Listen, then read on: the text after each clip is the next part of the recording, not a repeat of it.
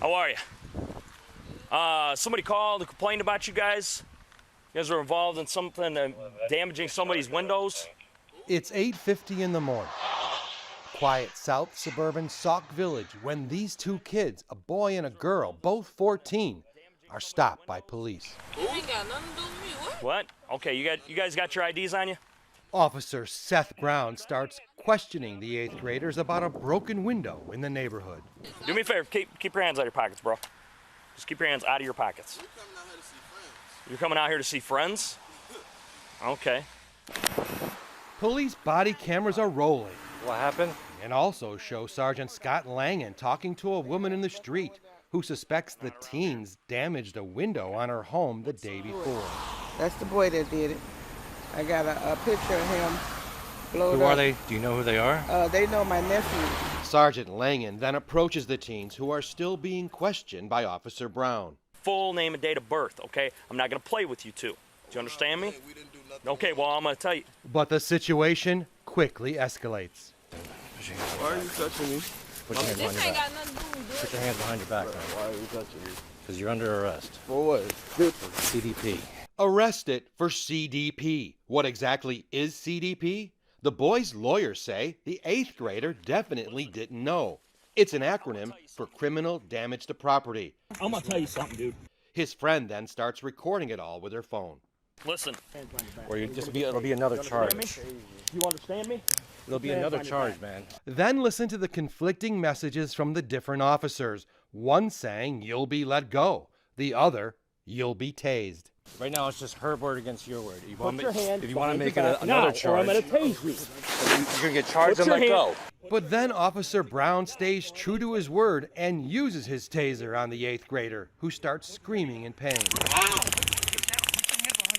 They use the taser on what's known as a pain setting. The only purpose of using the pain setting is to cause maximum pain to the individual. Attorneys Gabe Hardy and Al Hofeld Jr. filed a lawsuit against the Sauk Village Police Department for the teen we are not naming. But it didn't end with the taser. Here's what happened next. Now, first off, two grown men, trained police officers, cannot take down an 8-year-old child by themselves. You are trained professionals, and you need a taser to take down an 8th grader. How weak and simplistic of a mind and physical capabilities do you have to be to not be able to take down an 8th grader? As a grown ass man, two grown ass men cannot take down an 8th grader. That is unbelievably embarrassing and incompetent. This is what we are paying our taxes for as police. You cannot even take down an 8th grader. That's unbelievable. That is so incredibly weak. Get down. Put your hands behind your back, man. While being shocked by the taser, the teen runs. Then watch as Sergeant Langan pulls his duty weapon from his holster on his right side, a .40 caliber Glock. He aims it and fires. Here's another view. The bullet rips through the teen's hip. These photos were taken at the hospital. Should a handgun have ever been pulled out and fired in this situation? Absolutely not. It was excessive, completely unnecessary. There was no justification whatsoever for this officer immediately drawing his firearm and shooting this 14-year-old kid.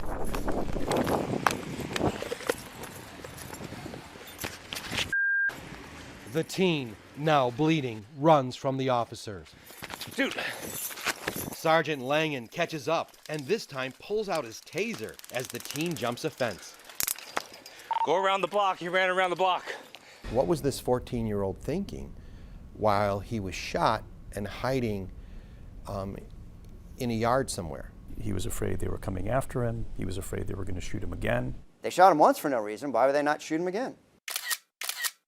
Why did Sergeant Langan shoot? 2 weeks after this March of 2022 incident, Langan was questioned by state police and Cook County prosecutors.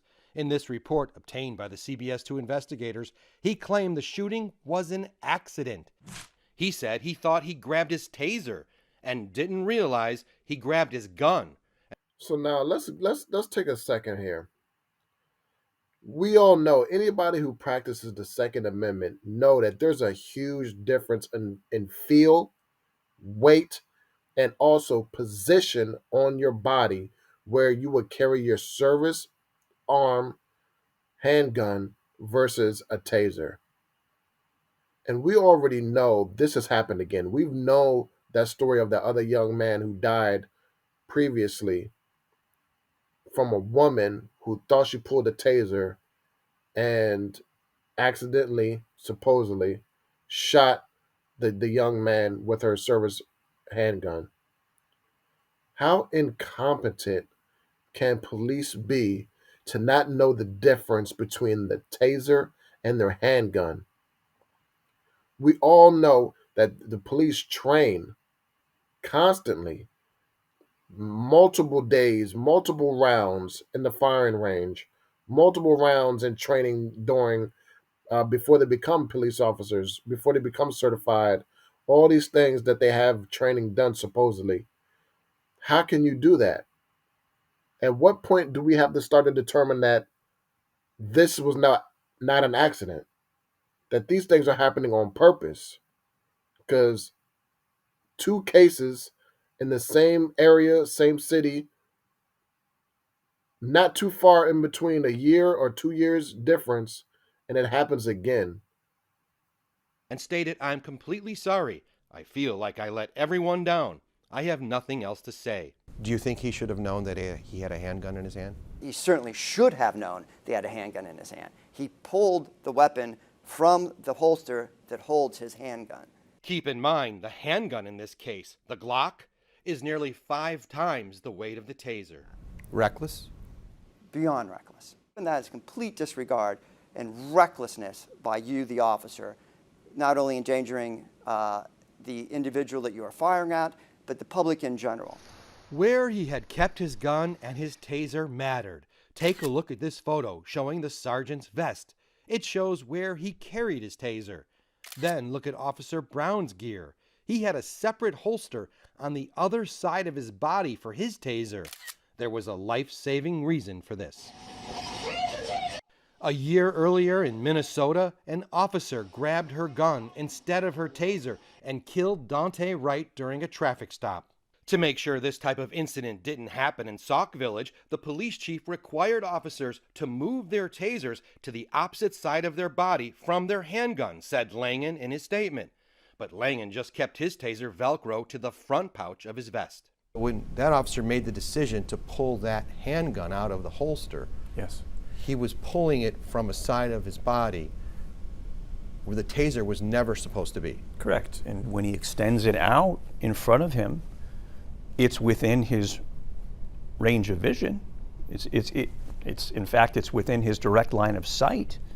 So he sees the weapon before he pulls the trigger. There seems to be other taser-related issues too. Sergeant Langan said the department gave him taser training only 2 or 3 times in the 10 years he carried one.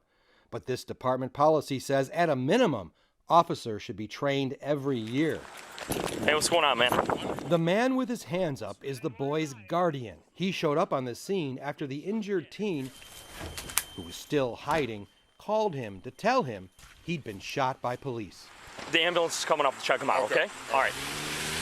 As paramedics arrived, the guardian begins asking police more questions. He's saying you shot him for no reason. No, the girl said she got it on tape. No, everything's on body cam, okay? Like the whole incident is, okay? Even the emergency medical technician started asking questions. They trying to say that one of y'all shot him or something. All right.